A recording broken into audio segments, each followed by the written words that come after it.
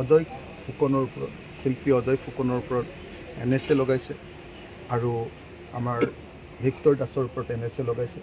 আমি ক'লোঁ যে জুবিন গাৰ্গৰ জাষ্টিছ বিচাৰিবলৈ যোৱাটো কি ৰাষ্ট্ৰদ্ৰোহ নেকি? তেখেতেতো এইটোত খুব প্ৰকাশ কৰিলে, মানে খুব প্ৰকাশ কৰিছে, খেদ প্ৰকাশ কৰা বুলি যাক কয়, খেদ প্ৰকাশ কৰিলে, ক'লে এইটো ঘটনা ঘটিছে নেকি? তেখেতে নামকেইটা লিখি লৈছে, কাক কাক লগাইছে। আৰু আমি কৈছোঁ যে এনেকৈ ঘটিছে আৰু এইটো আপুনি এৰি দিয়াৰ ব্যৱস্থা কৰিব লাগে।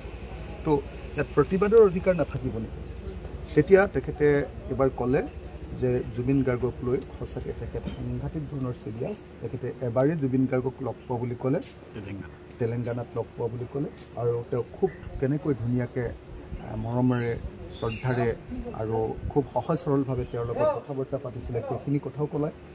তাৰপাছত তেওঁ ক'লে যে তেওঁ সঁচাকৈ অত্যন্ত দুখিত হৈ আছে আৰু সেইকাৰণে তেওঁ পূজাও এবাৰ অংশগ্ৰহণ কৰা নাই।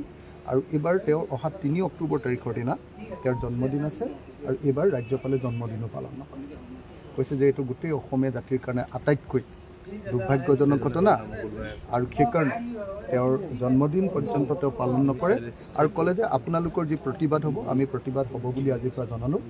আপোনালোকৰ যি প্ৰতিবাদ হ'ব সেই তাৰ প্ৰতিও আমাৰ প্ৰতি ভাল ভাৱ তেওঁ পোষণ কৰিছে।